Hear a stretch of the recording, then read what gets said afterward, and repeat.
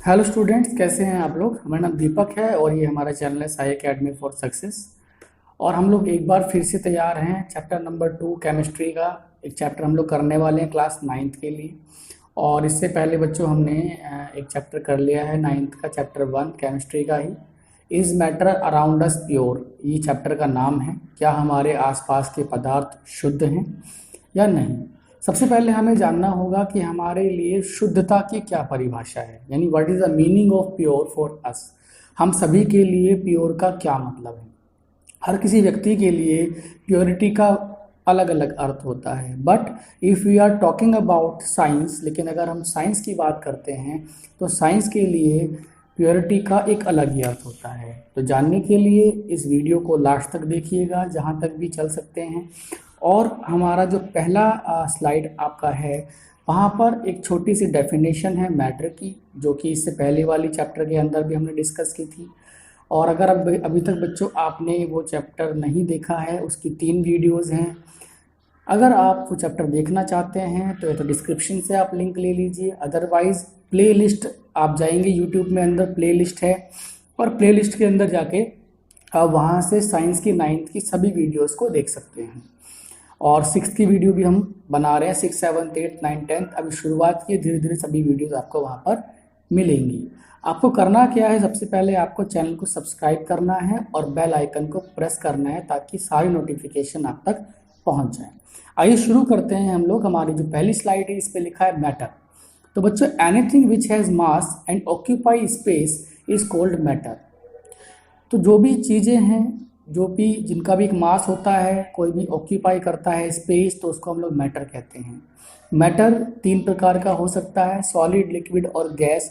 But we are not talking about this topic in this chapter. लेकिन इस chapter में हम इस टॉपिक के बारे में बात नहीं करेंगे। इस टॉपिक के बारे में हम बात करेंगे, मैटर को 2 पार्ट में डिवाइड करेंगे, pure substance and impure substance. यहाँ पर प्योर सब्सटेंस समझने के लिए आपको साइंटिफिक डेफिनेशन की आवश्यकता पड़ेगी। साइंटिफिक डेफिनेशन पूरी तरीके से अलग है प्योरिटी के लिए। जैसे आजकल हमारे माता पिता या बाकी हमारे पेरेंट्स हैं, ग्रैंड पेरेंट्स हैं, वो हमें बोल देते हैं कि आजकल की जो हवा है, जो एयर है, वो उतनी शुद्ध नहीं है जितनी पहले थी, उतनी प्योर नहीं है जितनी पहले थी। तो उनके लिए प्योरिटी का मतलब हो गया कि जिसमें कोई भी चीज़ें मिक्स ना हो, एक्स्ट्रा डेंजरस चीज़ें मिक्स ना हो। But a scientist has different definition of pure substance. लेकिन एक साइंटिस्ट की प्योर सब्सटेंस की डेफिनेशन बिल्कुल अलग होती है। यहाँ पर पहले हम लोग डिस्कस कर लेते हैं एलिमेंट, कंपाउंड और मिक्सचर के बारे में। मैं बड़े ही साधारण शब्दों में, बड़े ही ऑर्डिनरी वर्ड्स में आपको बताता हूँ कि एलिमेंट क्या होता है, कंपाउंड क्या होता है और मिक्सचर क्या होता है, और इसकी डेफिनेशन के साथ बताता हूँ। तो पहले तो हमने यहाँ पर ही समझा कि मैटर 2 प्रकार के होते हैं, प्योर मैटर और इम्प्योर मैटर्स। तो प्योर मैटर के अंदर हम दो टाइप हैं हमारे पास, एक तो एलिमेंट्स और दूसरा कंपाउंड्स। यहाँ बच्चों, एलिमेंट जो होता है उसे कहते हैं जो केवल सिंगल टाइप ऑफ सब्सटेंस से मिलकर बनता है, उसे हम लोग बोलते हैं element. Pure substances which are made up of only one kind of atom are known as element. जैसे आयरन है, गोल्ड है, सिल्वर है, कार्बन है, नाइट्रोजन है, सोडियम। अगर सोडियम में सोडियम प्लस करते हैं, मिक्स करते हैं, तो वह एलिमेंट रहेगा। अगर नाइट्रोजन में नाइट्रोजन ऐड करते हैं तो भी वो एलिमेंट रहेगा। अगर हम लोग सिल्वर में सिल्वर ऐड करते हैं तो भी वो एलिमेंट रहेगा। यानी same type of things, constituents, अगर हम सेम तरह की चीज़ों को ऐड करते हैं तो हम उनको प्योर सब्सटेंस कहते हैं। They can not be split up into 2 or more simpler substances by any of the usual chemical method। किसी भी मेथड से हम इनको अलग भी नहीं कर सकते हैं। तो ऐसे सब्सटेंस को हम लोग एलिमेंट्स कहते हैं और ये प्योर की कैटेगरी में आता है बच्चों। अब मैं आपको थोड़ा सा कंपाउंड के बारे में बताऊंगा, बट कंपाउंड के बारे में बताने से पहले हम बात करते हैं एलिमेंट्स को, जिनको हमने फर्दर 2 पार्ट में डिवाइड किया है।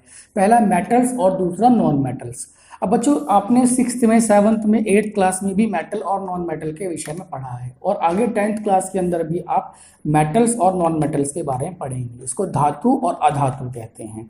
मेटल कौन से होते हैं और नॉन मेटल कौन से होते हैं, और तीसरी एक श्रेणी है मेटलॉइड्स की। यानी मेटलॉइड्स क्या होता है, इसको हम 1 by 1 डिस्कस करते हैं। देखो, किसी भी चीज़ की पहचान उसकी कैरेक्टरिस्टिक से होती है, उसकी प्रॉपर्टीज से होती है, ठीक है, उसकी विशेषताओं से होती है। तो उसी प्रकार से हम भी फिजिकल और केमिकल प्रॉपर्टीज के आधार पर चीज़ों को डिफ्रेंशिएट कर सकते हैं। तो यहाँ पर हम प्रॉपर्टीज ऑफ मेटल के बारे में डिस्कस करेंगे बच्चों। अब यहाँ पर आप कुछ एग्जाम्पशन की बात करेंगे, बट वो हम लोग बाद में बात करेंगे, पहले प्रॉपर्टीज ऑफ मेटल देख लेते हैं। तो यहाँ लिखा है सबसे पहले, दीज आर लस्ट्रस, यानी शाइनी होती हैं। जो भी आपके मेटल्स होते हैं वो शाइन होती है उसके अंदर, ठीक है, यानी चमकीले होते हैं। They conduct heat and electricity, आप उसमें से हीट और इलेक्ट्रिसिटी को पास कर सकते हो, यानी they are good conductor of heat and electricity. All metals are malleable and ductile. यहाँ पर दोनों वर्ड एक करके समझते हैं। मैलिएबल का मतलब क्या होता है, डक्टाइल का मतलब होता है जब हम चीज़ों को थिन शीट्स के अंदर कन्वर्ट करते हैं या पतली शीट के अंदर कन्वर्ट करते हैं। या देखो, जैसे आपके घर में दरवाजे होंगे लोहे के, आयरन के, या आप ज्वेलरी देखी होगी आपने गोल्ड की, आयरन सॉरी सिल्वर की, तो आप उसमें देख पा रहे होंगे कि जो ज्वेलर है वो उस जो भी मेटल है उसको किसी भी रूप में कन्वर्ट कर पाता है। और ये है उसके डक्टाइल फीचर की वजह से, क्योंकि उसके अंदर डक्टाइल फीचर है, इसी वजह से जो मेटल है वो कन्वर्ट हो सकता है किसी भी शेप के अंदर, ठीक है, हम उसे किसी भी साइज के अंदर या शेप के अंदर कन्वर्ट कर सकते हैं because of the help of this property of metal. They are sonorous, यानी पीटने पर आवाज करते हैं। अगर हम किसी भी मेटल को पीटते हैं, आयरन को पीटते हैं, तो उससे आवाज निकलती है। They are sonorous. All metals are hard except sodium and potassium. देखो बच्चों, एक्सेप्शन की बात हम लोग यहाँ नहीं करते। एक्सेप्शन का मतलब अपवाद होता है, और अपवाद का मतलब क्या होता है, जब हम किसी एक चीज़ की प्रॉपर्टीज़ के बारे में बात कर रहे हैं, बट जो उसी की कैटेगरी की कोई वस्तु है उसकी कोई अलग प्रॉपर्टी निकल कर आ जाए। सारे मेटल हार्ड होते हैं, बट सोडियम और पोटेशियम इतने सॉफ्ट होते हैं कि you can cut sodium and potassium with the help of knife. चाकू की सहायता से आप सोडियम और पोटेशियम को काट सकते हैं। All metals are solid at room temperature except mercury which is liquid. आपने मरकरी देखा होगा, पारा बोलते हैं बच्चों हिंदी में, आपने मरकरी बोला होगा। फैन चला दो यार, गर्मी लग रही है आपने क्या है, थोड़ा वॉइस का प्रॉब्लम होता है इसलिए हम फैन को बंद कर देते हैं, तो इसको मैं कट नहीं करूँगा। All metals are solid at room temperature except mercury which is a liquid. तो सभी मेटल जो होते हैं वो सॉलिड होते हैं। मरकरी आपने देखी होगी, जो डॉक्टर्स हैं उनके पास जो थर्मामीटर होता है, थर्मामीटर के अंदर आपने देखा होगा मरकरी, पारा, उसको पारा बोलते हैं। तो वो आप लोग जो है वो देख सकते हो, वो रूम टेम्परेचर पे भी क्या होता है, लिक्विड होता है बच्चे, ठीक है, कंफर्टेबल। हाँ, आगे बढ़ लेते हैं। तो अब हम अभी तक हमने बात की थी प्रॉपर्टीज ऑफ मेटल की। Now we will discuss about the properties of non metal. अभी हम प्रॉपर्टीज ऑफ नॉन मेटल की बात करेंगे। तो बच्चों देखो, अगर एक सिक्के के दो पहलू हैं, अगर हमने प्रॉपर्टीज ऑफ मेटल समझ ली तो हम प्रॉपर्टीज ऑफ नॉन मेटल्स को ईजिली समझ पाएंगे। बहुत ईजी हो जाएगा प्रॉपर्टी नॉन मेटल को समझना अगर हमने प्रॉपर्टी ऑफ मेटल समझ लिया है। तो सबसे पहले बात कर लेते हैं, these are dull in appearance. दिखने में ये चमकीले नहीं होते हैं। जहाँ मेटल दिखने में चमकीले होते हैं वही नॉन मेटल दिखने में चमकीले नहीं होते हैं। Metal good conductor of electricity and heat होते हैं, non metal poor conductor of heat and electricity होते हैं। They are poor conductor of heat and electricity except diamond which is a good conductor of, ये exception आ गई यहाँ पर mercury की एक्सेप्शन की, जो डायमंड है और जो ग्रेफाइट है। ग्रेफाइट का प्रयोग आप डेली करते हैं पेंसिल के अंदर, जो पेंसिल की नुक होती है वो ग्रेफाइट की बनी होती है। They are neither malleable no ductile, यानी हम इसे किसी भी प्रकार के साइज और शेप में कन्वर्ट इजीली नहीं कर सकते हैं। They are generally soft except diamond. Diamond को छोड़कर ये सभी कैसे होते हैं, सॉफ्ट होते हैं। बाकी सभी डायमंड जो है वो हार्डेस्ट एलिमेंट है अर्थ पर। दे मे बी सॉलिड्स, लिक्विड और गैस एट रूम टेम्परेचर, यानी ये रूम टेम्परेचर पर सॉलिड भी हो सकते हैं बच्चों, लिक्विड भी हो सकते हैं और गैस भी हो सकते हैं। आइए नेक्स्ट पढ़ लेते हैं मेटलॉइड्स। जो भी एलिमेंट मेटल और नॉन मेटल दोनों के मिक्सचर से बनता है उसको हम मेटलॉइड्स कहते हैं। टंगस्टन एक प्रकार का मेटलॉइड है, स्टेनलेस स्टील एक प्रकार का मेटलॉइड है, और टिन एक प्रकार का मेटलॉइड है। तो ये तो बात हुई बच्चों एलिमेंट्स की, जिसमें हमने ये डिस्कस किया कि सिंगल टाइप ऑफ सब्सटेंस से जिनको हम किसी भी फिजिकल या केमिकल मेथड के द्वारा सेपरेट नहीं कर सकते हैं उसको हम लोग एलिमेंट बोलते हैं। अब आते हैं कंपाउंड पे। कंपाउंड एक ऐसा मिक्सचर ऑफ फॉर्म होता है जो दो या दो से ज़्यादा चीज़ों से मिलकर बना होता है, मगर डेफिनेट रेशो में, यानी उसका रेशो जो है वो हमेशा सेम होता है।